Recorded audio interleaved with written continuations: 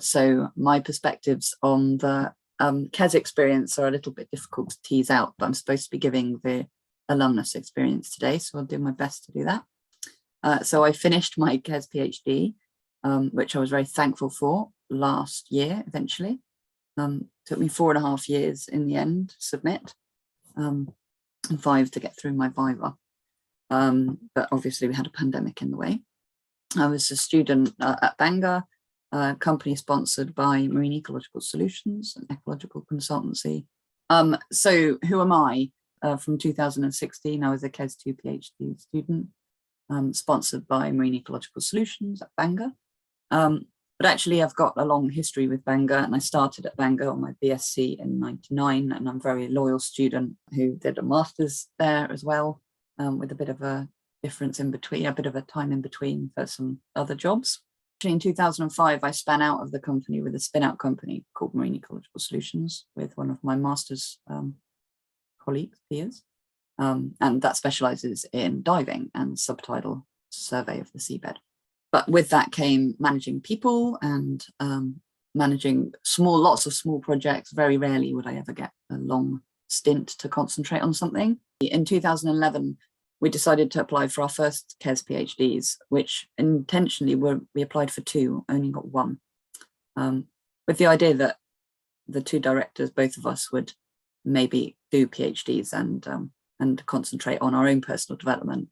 And then in 2016, we eventually got our 2 KESS PhDs funded, both spinning out of projects that we'd been doing long-term with the company.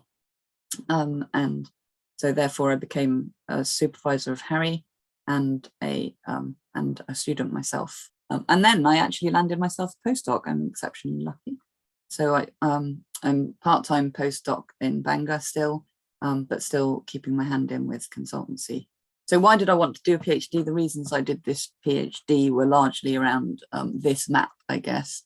That in the world, there's lots and lots of marine protected areas being created, but often, from my perspective as an ecologist, they're largely driven by ecological science and not by the people. But the problem was that marine biology as a grounding doesn't really give you the skills for that. But I felt I needed some deeper grounding in other skills I didn't have. And increasingly in consultancy world, I was being asked to do these things involving people, and I wasn't actually skilled to do them. So why did I come? Basically, lots of head scratching, lots of people in management and conservation management not knowing what to do. There's this huge emerging market coming up, which was more to do with the people, managing people than managing the environment itself. I wanted time away from actually managing people, a team of staff. I wanted to actually produce publishable science. Also, as a new mum, I wanted to move away from boat-based fieldwork, but also ultimately to offer some transformative solutions to really old problems that keep rearing their heads. My highlights were, I guess, escaping the directing of a small business and the grind that comes with that, constant bidding, constant small projects, and with the bonus that I had a regular confirmed income for 3 years without having to manage the people, their workloads or their salaries. It gave me lots of new skills. I got a PhD out of it, but yeah, I still got that key bit of company time that KESS sponsors. So as part of it, I could still do legitimately a little bit of work for the company every year, which really helped me as a senior manager. The people and the networking were obviously a big highlight. The stakeholders as much as the academics gave me some brilliant opportunities. I got to go to Borneo, which was fantastic. I got to speak to loads of people around the whole country. But also, this was really important to me, I think, is that I feel like I've helped inspire a change in culture towards more of a One Health approach to conservation or to managing our planet, so to speak.